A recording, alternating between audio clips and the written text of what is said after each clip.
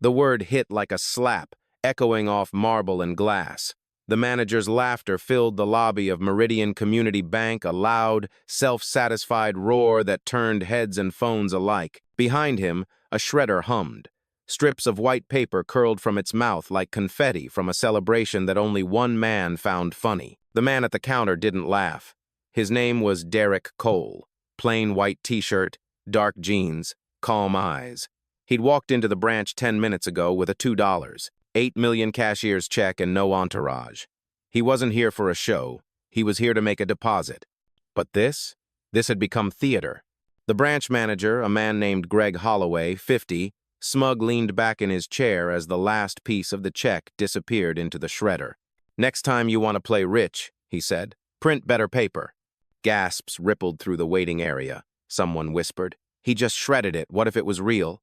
Others raised their phones. The security guard, tall and expressionless, shifted closer to Derek like gravity was pulling him there. Derek didn't move. His hands rested lightly on the counter, not clenched, not shaking, still. His silence drew more eyes than Greg's outburst. Greg smirked wider. "Security, please escort." Derek cut him off without raising his voice. "That was a certified check." Greg's laughter broke again, brittle this time. "Sure it was, and I'm the Federal Reserve." Phones lifted higher. A woman near the exit whispered, "This is crazy." He didn't even check the number. Derek's gaze flicked to the nameplate on Greg's desk. Branch manager. Not for long, he thought. But he didn't say it. He just reached for his phone, dialed one number, and spoke 6 quiet words. "Carla, activate internal protocol 7. No one heard her reply, but the tone in his voice when he said thank you made a few people straighten in their seats. Greg crossed his arms, annoyed at the composure in front of him. "You can call whoever you want," he said. "You're not fooling anyone." Before we continue, where are you watching from? Drop your city or country in the comments below. And if you believe in dignity and justice, hit like and subscribe. These stories spark change, and we're glad you're here. Now, back to Derek Cole. He turned slightly, eyes calm under the fluorescent light. Behind him, a small crowd had gathered, tellers whispering, customers filming, a woman mouthing, "That's not right." The shredded paper still hung in the air like snow that refused to fall. And in that moment, silent, measured, impossible to read, Derek wasn't a victim. He was a fuse, burning quietly toward something the entire bank would soon feel. For 10 long seconds, no one spoke. The only sound in the lobby was the low hum of the shredder cooling down, its job complete, its damage irreversible. The manager, Greg Holloway, leaned back in his leather chair, still grinning like a man who'd just won something he didn't understand. Across the counter, Derek Cole hadn't moved. The crowd expected shouting, maybe a shove, maybe a scene. Instead, he exhaled once, slow and steady, the kind of breath that belongs to people who've already calculated every possible outcome. A teller near the back whispered, "He's too calm." Another replied, "Maybe because he's guilty." Greg adjusted his tie and smirked.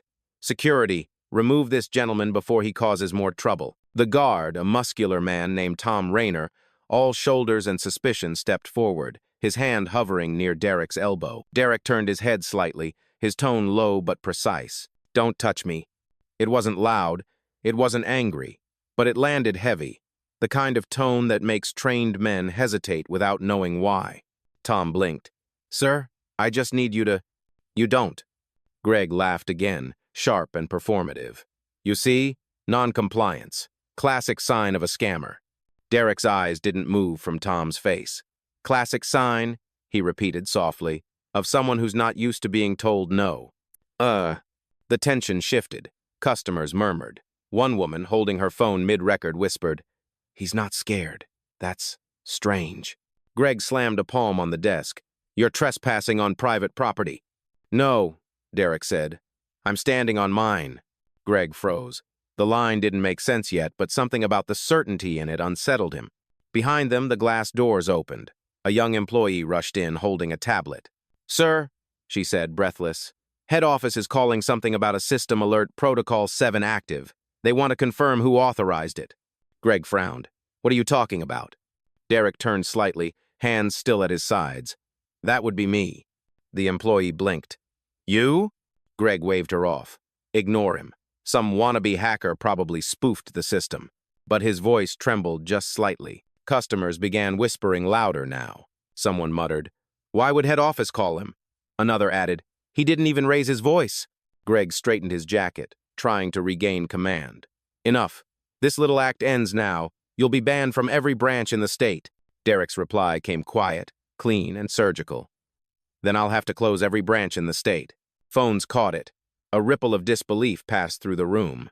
Greg forced a laugh, louder this time, desperate. "Oh, that's rich." "Oh." Derek took a step forward. Just one. The kind that doesn't threaten but declares. "You shredded my check," he said evenly, "but you didn't shred the truth, and in about 5 minutes, you'll learn who that truth belongs to." A murmur moved through the lobby like wind through glass. The security guard lowered his hand. The teller who'd whispered earlier now looked frightened, not of Derek, but of what he might represent. Greg sat back, smiling through confusion. "You're bluffing." Derek's gaze didn't waver. "Then enjoy the last 5 minutes you'll ever work here." Somewhere behind the counter, the phone rang sharp, insistent, official, and the sound of it made everyone in the bank go still. The phone's ring cut through the air like a verdict. 1, 2, 3 sharp tones before a teller finally grabbed the receiver. Her name tag read Melissa. Young, nervous, polite to a fault. "Yes, this is Meridian Community Bank," she said, voice trembling. "Yes, Mr. Holloway is here." Her eyes darted toward Greg, then to Derek. He's with a client right now." Whatever the voice on the other end said made her go pale. She swallowed hard. "Understood." Then, without another word, she handed the phone to Greg like it was something alive and dangerous. Greg took it, forcing a smirk. "This is Greg Holloway, branch manager." A pause. His grin faltered. "Yes, this line is secure." Another pause. Then his face drained of color. "Wait, what do you mean corporate compliance breach?" The room seemed to breathe with him, every inhale shallow, every exhale unsure. He turned toward Derek, trying to mask the sweat forming at his temple. "All right, who the hell are you?" Derek didn't answer right away. He stepped aside slightly, letting the camera phones get a clearer shot of Greg's panic. "Keep listening," he said quietly. From the receiver, a voice echoed just loud enough for those nearby to catch fragments. "Verification flag. Override access. Executive-level clearance." Greg's jaw tightened. "That's impossible. Executive clearance only belongs to—" He stopped himself. The realization was already there, clawing at the back of his mind. Derek leaned on the counter, not aggressive, just deliberate. "You remember shredding a cashier's check for $2.8 million? Greg's throat bobbed. "You forged that." Derek's tone turned sharp. "No, Greg, you destroyed it, along with your last ounce of credibility." A murmur rose behind him. The woman still filming whispered to another customer, "He warned him." He literally said 5 minutes. The front door opened again. A man in a charcoal suit entered, crisp and calm. The badge on his lapel read Regional Compliance Director. Every employee froze. He walked straight past the line, straight to Derek. "Mr. Cole," he said, extending a hand. "We received your escalation. The board is online now." You could feel the air leave Greg's lungs. "The board?" he repeated weakly. Derek finally smiled a small, knowing curve. "They tend to move quickly when their owner calls." Phones tilted higher. One man near the coffee station whispered, "He owns this bank?" Another replied, "Or he is the bank." Greg stumbled back a step, shaking his head. "That there's no way. You're not—" But Derek cut him off again, softer this time. "You never checked the name on that check, did you?" The regional director glanced at Greg, his voice now entirely professional. "Mr. Holloway, please step away from the counter." Greg's lips parted. "Desperate. I didn't know he came in off the street." "Exactly," the director said, "and still looked more like leadership than you do right now." A ripple of quiet applause started from the back. Not loud, just steady, the kind that signals a tide turning. Greg looked around the room, eyes wild. "This is a setup." Derek didn't move. "No, Greg, this is accountability." And as the phones kept recording, the shredded paper on the floor stirred under the air conditioning vent, soft, ghost-like pieces of evidence fluttering around the man who thought he'd won. The calm before the reckoning had ended. The reckoning had just walked in. Greg Holloway stood there, clutching the phone like it was his last anchor to authority. but authority was already gone, leaving him exposed beneath the fluorescent lights that suddenly felt too bright. The compliance director, Mr. Haynes, spoke quietly into his earpiece, eyes never leaving Derek. "Yes, confirmed," Haynes said. "Owner is present. Repeat, owner is on site." That word owner spread through the lobby faster than gossip. The whisper became a wave. "The owner?" someone breathed. "You mean he owns this place?" Phones kept filming. Security lowered their radios. The staff looked like a chessboard mid-collapse, every piece realizing the king had been standing on the wrong side all along. Greg's voice cracked. "This is some kind of mistake. We've never met this man before." Derek's answer was as calm as a closed vault. "No, you met me the moment you decided who I wasn't." For a long moment, the two men just stared at each other. Greg's breathing quickened. Derek's didn't. Haynes motioned toward the back office. "Mr. Holloway, corporate's requesting immediate access to your activity log for the last hour." Greg hesitated. "Why?" Haynes didn't flinch. "Because that's the hour you shredded a certified check under an active client recording." The room reacted soft gasps, a half-suppressed, "Damn," the faint click of cameras zooming in. Derek finally spoke, voice low but unmistakably steady. "You called me a fraud in the bank I own." He didn't raise his tone. He didn't need to. The sentence hung there, balanced perfectly between fury and grace. Greg's face flushed red. "You think you can humiliate me? In my branch?" Derek tilted his head slightly. "You keep saying you're. That's the problem." The security guard, Tom, shifted awkwardly. "Sir," he murmured to Greg, "maybe just step back." Greg spun on him. "Don't you start."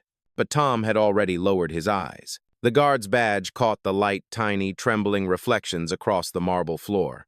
Then Derek's phone vibrated. One glance, one swipe. He lifted it slightly so the speaker carried. "Mr. Cole," Carla's voice came through, crisp and cold. "Corporate board confirmed your ownership. Live verification running on every regional server. Do you want me to proceed with termination protocol?" Greg's head snapped up. "Termination what?" Derek didn't look at him. "Stand by, Carla." "Oh." The crowd stirred. Someone whispered, "He really is the boss." Another added, "Greg's finished." Greg tried to recover, words spilling out too fast. "Look, this is a misunderstanding. We thought the check was fake. You have to understand how it looked." "How it looked," Derek repeated almost gently. "That's exactly the problem, Greg. You don't see people. You see assumptions wearing skin." Haynes looked between them. "Sir, your access credentials are being revoked. Please step away from your station." Greg didn't move. "This is insane." The sound of his ID badge buzzing red cut through the room like a gunshot in slow motion. One tone, final and unarguable. Gasps, then silence. Derek turned slightly toward the watching crowd.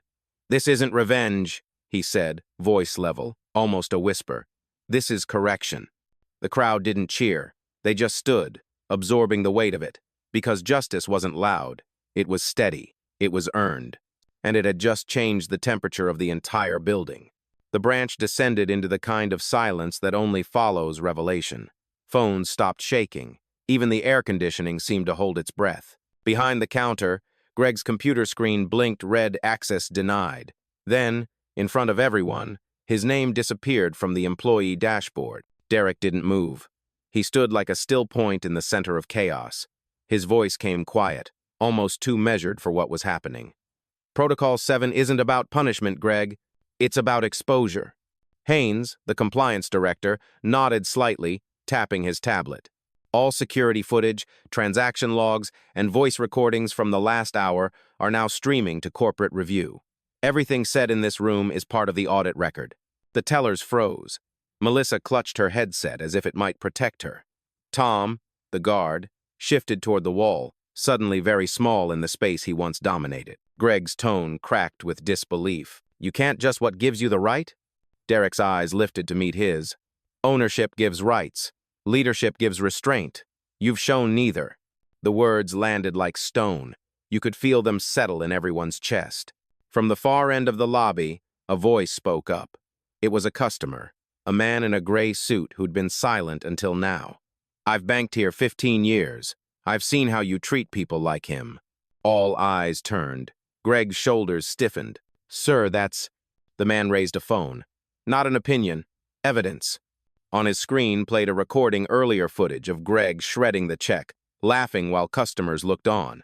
Gasps spread like sparks. Greg lunged forward. "Delete that." The man stepped back. "You don't tell me what to do anymore." Derek didn't move. "Let it play." The sound filled the lobby, Greg's voice mocking, the hiss of paper through blades, the laughter that now felt like a curse echoing back at him. When the clip ended, nobody spoke. Haynes broke the silence. "Mr. Cole, internal audit requests your statement for the record."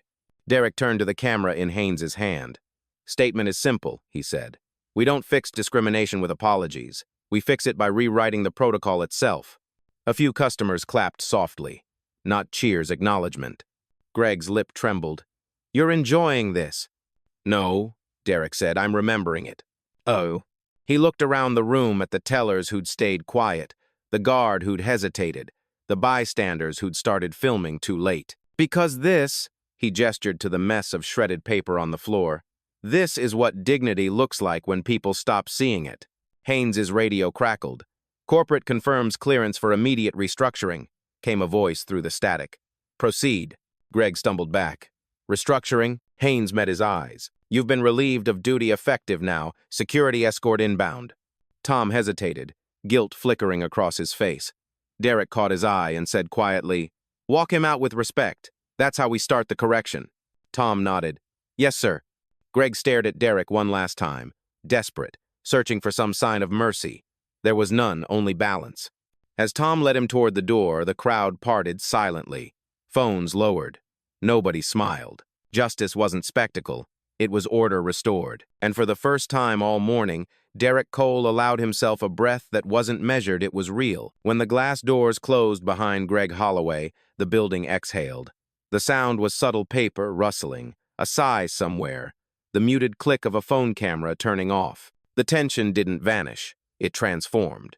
What had been fear was now clarity. Melissa, the young teller, stood frozen behind her station. Her voice wavered when she finally spoke.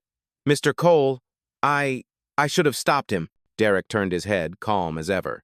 "You shouldn't have stopped him. You should have questioned him." She blinked. "Sir? Stopping him would have made this about me. Questioning him would have made it about what's right." His tone wasn't scolding, it was surgical, removing shame without letting guilt escape. Haynes adjusted his earpiece. "Corporate requests that we gather statements from all witnesses present." The older customer in the gray suit nodded immediately. "I'll speak." His voice was gravelly, heavy with years of restraint. "I've seen it happen, different faces, same treatment. They never thought someone like him could own what they serve." Another voice came from near the waiting chairs, a woman holding her child's hand. "My son saw everything. He asked me why that man got yelled at for being calm." Her eyes met Derek's. "What do I tell him?" Derek's expression softened. "Tell him calm isn't weakness, it's focus."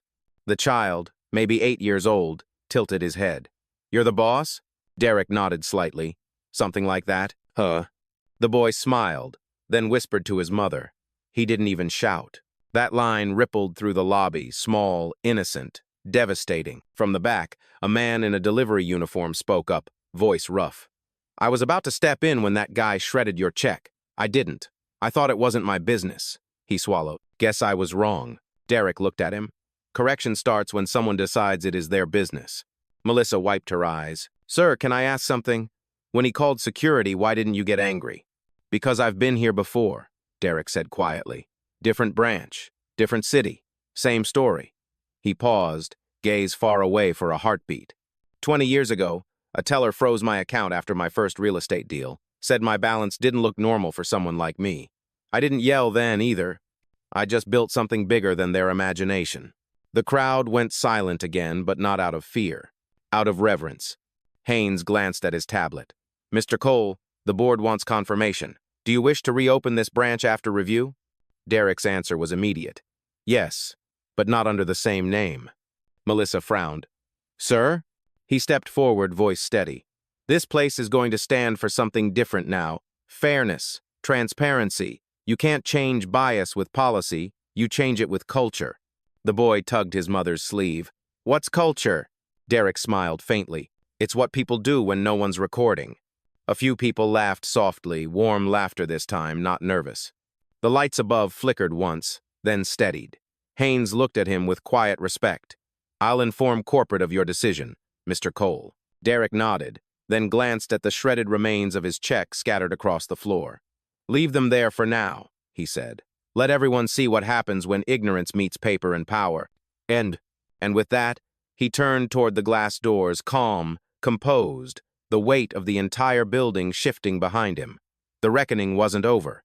It had only just found its witnesses. By afternoon, the lobby had thinned, but the air still carried what it had witnessed, something irreversible. The compliance team set up a small digital recorder on the counter, its red light blinking steadily. Statement collection in progress. Haynes gestured to Melissa. "Whenever you're ready." She nodded nervously and faced the device. "I authorized the shredder," she said softly. "Mr. Holloway told me the check was fake. I didn't even look at the verification line." Her throat tightened. "That was my mistake. I just believed him." Derek stood nearby, hands folded, expression unreadable. "You didn't believe him," he corrected gently. "You believed the system that made his voice sound more credible than mine."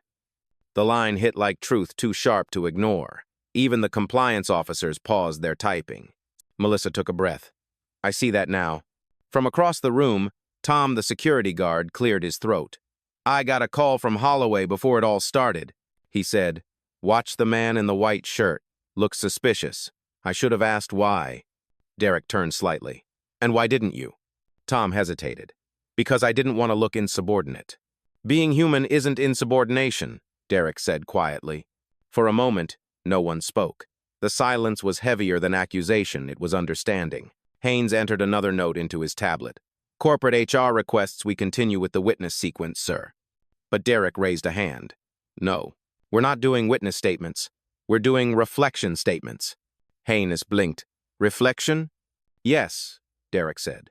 "This isn't court. This is correction. Everyone here will tell me not what they saw, but what they learned." There was a long pause. Then, from the seating area, the delivery man who'd spoken earlier lifted his chin. "I learned that silence helps the wrong side," he said. A woman near the teller counter added, "I learned calm doesn't mean powerless." "Ugh," Melissa whispered, "and that some people don't need to shout to be heard." Derek nodded once. "That's enough for now." He walked to the counter where his shredded check still sat in a neat pile. He pressed his palm against the fragments as if feeling for a pulse. "You know," he said, "this was supposed to fund our new small business grant. I walked in here hoping to invest in local branches. Instead, I learned which ones need rebuilding first." "Oh." The sentence hit the compliance team like a quiet hammer. Haynes looked up from his screen. "Mr. Cole, are you suggesting an internal review of all regional management?" Derek's reply was slow, measured, surgical. "No, I'm announcing it." He turned to the employees, his tone steady as concrete. "Every branch that carries this logo will undergo full training and audit. If we rebuild this institution, it won't be from marble, it'll be from merit." Melissa nodded through tears. "Then I want to stay," she said, "to do it right this time." Derek's expression softened. "Then you start tomorrow." The recorder's red light blinked twice, saving everything. Outside, the afternoon sun had shifted, its reflection crawling across the lobby floor like a quiet benediction. For the first time that day, the building didn't feel heavy, it felt awake. And as Derek stepped toward the doorway, someone whispered from behind. He didn't raise his voice once, and still changed everything. By the next morning, the bank no longer looked the same. The gold letters above the entrance, Meridian Community Bank, still gleamed, but there was an unease beneath their shine, as if even the walls remembered what they'd seen. Inside, employees stood in clusters, whispering, waiting. Every screen glowed with a corporate broadcast marked executive announcement pending. At exactly 9, Derek Cole walked through the glass doors again. No entourage, no cameras, no fanfare. Just the same quiet composure that now carried weight far beyond rank. Haynes met him at the door with a tablet. "Everything's ready, sir. The board signed the transition overnight." Derek nodded once. "Then let's begin." He stepped behind the same counter where his check had been destroyed. The same marble, the same shredder now unplugged and boxed in the corner like an artifact of arrogance. The tellers straightened. The few customers inside paused, sensing that something permanent was about to happen. Derek's voice carried through the lobby, low but commanding. When I first walked in here yesterday, I was treated like a problem. Today, I walk in as a solution. The staff exchanged uneasy glances. He turned toward the front window where workers were removing the old logo plate. This branch will no longer operate under the Meridian name. Effective immediately, it's being restructured as Cole Equity Bank, a community institution built on transparency, equity, and respect. The words landed with quiet gravity. No applause followed, just a hum of realization. Melissa covered her mouth. Tom lowered his head. Haynes smiled faintly. Derek continued. Every manager in this district will go through evaluation. Those who lead through fear or prejudice will not lead at all. He paused, scanning the faces before him not to intimidate, but to include. You can't rebuild trust with policy manuals. You rebuild it with people who remember why the doors open in the first place. Haynes turned to him. The board also requested we finalize the new signage today. Derek nodded. Do it. Outside, two maintenance workers lifted a large black cloth covering the new plaque. Sunlight spilled over the letters as they revealed the name, Cole Equity Bank, for everyone who was told they didn't belong. Gasps rippled through the lobby. Even the customers at the ATMs turned to read it. Melissa whispered, Sir, that tagline, did you write it? Derek's eyes softened. No, the world did. I just listened. Tom approached, hesitating. Mr. Cole, what happens to the people who worked under Greg? Derek looked at him. They get trained, not tossed aside. We correct the culture, not the faces. The delivery man from the day before stepped forward, holding a small box. Found this outside the dumpster, he said. Inside were the shredded remains of Derek's check, reassembled with careful tape. Didn't seem right to throw it away.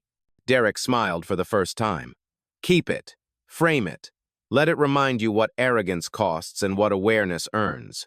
A light breeze moved through the open doors. The smell of fresh paint and coffee drifted in. He turned to the gathered employees. This building used to run on compliance. From now on, it runs on conscience. And as he said it, the digital signage flickered to life behind him, soft white letters over black. Cole Equity Bank, built from dignity, run on justice.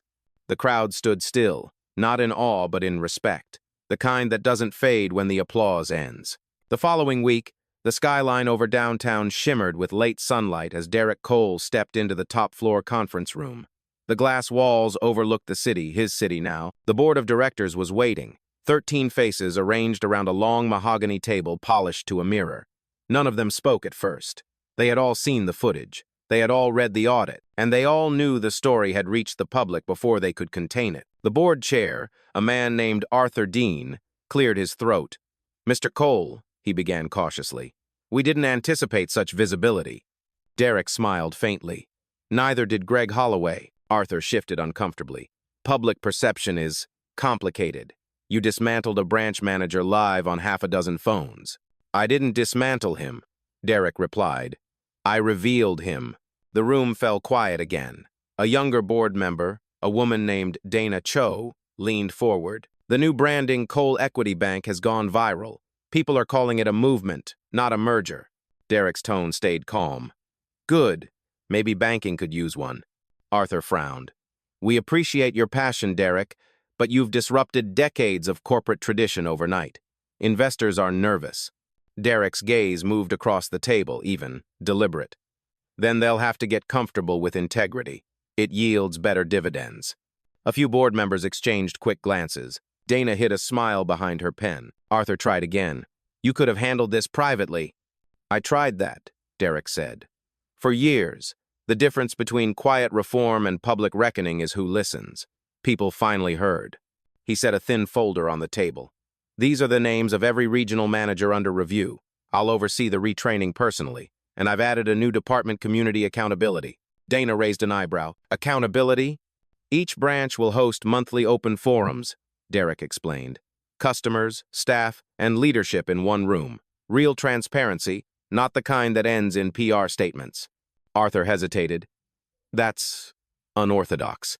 So was equality once. The room absorbed that line like a weight sinking through water. From the far end of the table, a quiet voice spoke, an older woman, Marjorie Ellis, head of compliance for 3 decades. Mr.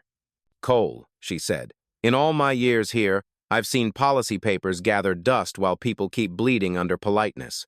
You may have embarrassed us, but you reminded us why we exist." Derek inclined his head. "Then let's start existing again." Marjorie smiled faintly. "You'll have my full support." Arthur looked down at the folder again, then sighed. "So be it. The board authorizes your restructuring plan."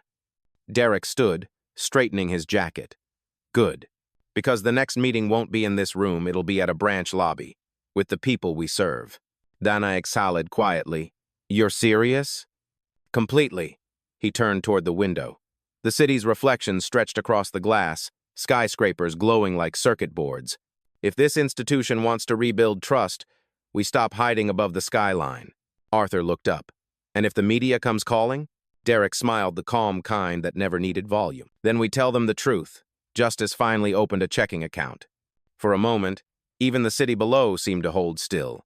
The boardroom, once the quietest place in the company, suddenly felt like the heartbeat of something new. 3 weeks later, the once stiff lobby of Meridian's flagship branch buzzed with a different kind of energy. The plaque above the door now read Cole Equity Bank in bold silver letters. But what caught most eyes wasn't the name, it was the banner beneath. Community Accountability Forum, all voices welcome. Inside, rows of folding chairs filled the marble floor where customers once stood in hushed, transactional silence. Now there were neighbors, small business owners, students, retirees, all holding paper cups of coffee instead of deposit slips. At the front stood Derek Cole, no suit jacket this time. Just a rolled-sleeve shirt, open collar, and that same calm that had carried him through humiliation and into legacy. A woman from the crowd raised her hand. "So this isn't just PR, right? You really want to hear from us?" Derek nodded. "PR is what you do when you want forgiveness. Accountability is what you do when you want change." A ripple of murmurs followed. Someone in the back whispered, "That line needs to be on the wall." He gestured toward a group of employees seated near the front, some old faces from the incident. Some new hires brought in after the audit. "These people are your partners now. Their job isn't to sell you products, it's to help you build futures." Tom, the security guard, now wore a smaller badge labeled Community Liaison. He looked nervous as he spoke. "I used to think my job was to keep people out. Turns out, it's to keep doors open." Applause broke out, genuine and spontaneous. Then Melissa stepped forward holding a folder. "Sir, this is the new grant initiative you mentioned, the one that came from the check?" Derek smiled. "Yes, the one they shredded." She opened it. "We're calling it the Rebuild Fund. It'll support minority-owned startups denied by other banks. Initial allocation, $2.8 million. The crowd gasped softly, realizing the symmetry. Derek added, "Same number, new purpose." A man in a worn mechanic's jacket stood up. "You're telling me I could apply? No collateral?" Derek met his gaze. "You already have collateral. It's called character." The line drew a soft, collective exhale. Phones lifted again, but this time not for scandal, just to capture something worth remembering. An elderly woman near the door wiped her eyes. "I've lived through decades of banks locking people like me out. I never thought I'd see one invite us in." Derek walked toward her, crouching slightly to meet her eye level. "Then let's make sure it's never temporary." From the back, a young journalist called out, "Mr. Cole, some critics say this movement is more emotion than economics. What do you say to them?" Derek's reply came without hesitation. "Emotion built this country. Economics just caught up." The crowd laughed softly, but the truth in his tone lingered. He looked around, scanning the faces that had once feared power, now part of it. "Every policy here will be written with people in the room. If we ever forget who we serve, this forum will remind us." Melissa smiled. "Should I take minutes for the meeting?" Derek shook his head. "No, take witness." And with that, he placed a hand over the new podium, a reclaimed piece of marble from the day Greg Holloway's desk was dismantled. "Banks used to measure worth by balance sheets," he said. "From today, we measure it by balance restored." The room erupted, not loud, not chaotic, but full, honest, alive. The sound of people realizing a door that had always been locked might finally stay open. 2 months later, dawn crept over the glass towers of the city, glinting off the mirrored facade of what used to be Meridian's corporate headquarters. Inside, conference rooms buzzed with quiet urgency. Screens displayed a single heading in bold white text, Cole Equity Bank, National Audit Summary. Derek Cole sat at the head of the table, not flanked by lawyers or PR staff, but by branch employees Melissa, Tom, and Haynes among them. Their presence wasn't symbolic, it was deliberate. They were witnesses to the old system and architects of the new one. Haynes cleared his throat, tapping a digital tablet. Every regional branch has completed the audit. Over 200 discrimination complaints reviewed, 90% verified, 43 managers removed, 62 reassigned to retraining. A murmur swept through the room.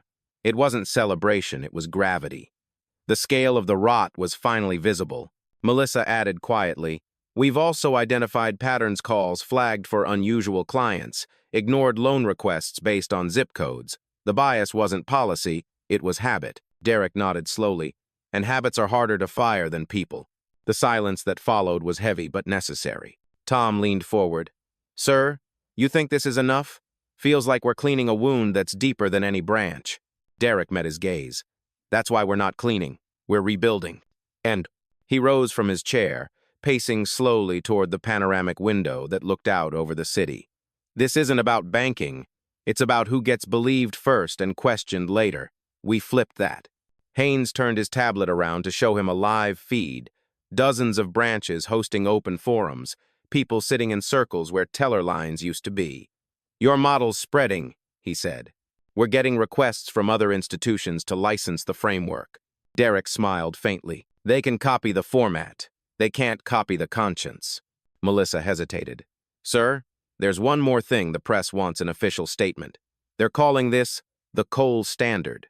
He considered that for a long moment. "The world doesn't need a new standard," he said. "It needs a reminder of the old one. Treat people right." Haynes nodded. "Still, the public wants your voice. You've become the story." Derek looked out the window again. Below, he could see the reflection of the bank's new signage, sleek, honest, alive. "Then tell them the story isn't mine. It's theirs. The kid who filmed the injustice. The teller who admitted she was wrong. The customer who spoke up when silence was easier. That's who owns this movement." Tom crossed his arms, a proud smile creeping through. "Never thought I'd say it, but this job finally feels human." Derek turned to him. "That's the goal. Numbers keep score. People keep meaning." "Oh." He pressed a button on the console.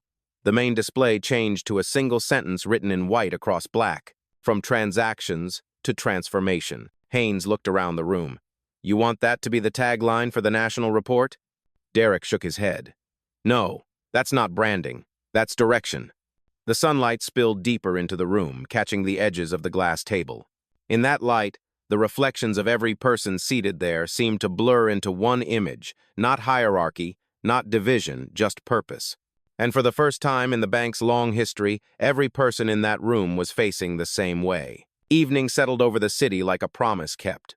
The glass of the downtown towers glowed gold, and the name Cole Equity Bank shimmered in the dusk, reflected 100 times across the skyline it had changed. Inside the lobby, quiet replaced commotion. The marble floors gleamed. The air smelled faintly of coffee and new paint. Derek Cole stood alone at the counter where everything had begun. The same surface where a check was shredded, the same space where silence turned into revolution. He rested both hands on the marble, tracing the faint scar left by a paper shredder's wheel. It hadn't been polished out. He'd insisted it stay a reminder. Melissa approached softly, holding a small box. "Sir," she said, smiling, "we finished restoring this." Inside lay the reassembled cashier's check, framed behind clear glass. The signature was faint, the paper patched with delicate seams of tape, but the numbers were still visible. $2,800,000. Derek's voice lowered. "You kept it?" "We all did," Melissa said. "It's proof that something destroyed can still carry value." He looked at her, pride flickering behind his calm. "You understand more about banking than most executives ever will." Tom joined them, now wearing a simple jacket instead of a security uniform. "We've been thinking, sir," he said. "That day it changed how we see power. It's not about who holds the door, it's about who deserves to walk through it." Derek smiled. "Then keep holding it open." They placed the framed check on the wall beside the new mission plaque. The words beneath it read, "Dignity is credit that never expires." Outside, a few pedestrians paused, peering through the glass. recognizing the place from news clips, the bank that had fired its own prejudice and rehired its purpose. A young girl pressed her face to the window. "Mama, that's him," she whispered. Her mother nodded. "That's the man who didn't yell." Derek turned, meeting their reflection through the glass. For a brief second, the lobby lights caught the gleam in his eyes, part exhaustion, part peace. Haynes stepped in from the side entrance, tablet in hand. "Mr. Cole, final figures are ready. The Rebuild Fund's first round is complete. 32 small businesses approved, every one of them local." "Good," Derek said quietly. "Let's make sure the next 32 never have to prove they belong." He glanced back at the check on the wall. The light hit it just right, making the torn edges glow like gold seams in porcelain. "Funny," he murmured. "That thing was meant to measure worth. Turns out, it revealed it." Melissa smiled softly. "What should we do with it now?" Derek's gaze lingered on the framed paper. "Leave it right there," he said. "Every story needs its receipt." The clock above the counter ticked once, clean and final. Outside, streetlights flickered on, washing the glass in amber light. Derek took one last look around the staff working, customers laughing softly, the sound of ordinary life returning to a place once ruled by fear. Then, without ceremony, he walked out into the evening, the automatic doors sliding open with a soft hiss. He didn't turn back. He didn't need to. The building behind him was no longer a bank, it was proof. And somewhere between the quiet and the light, the city itself seemed to breathe a little easier.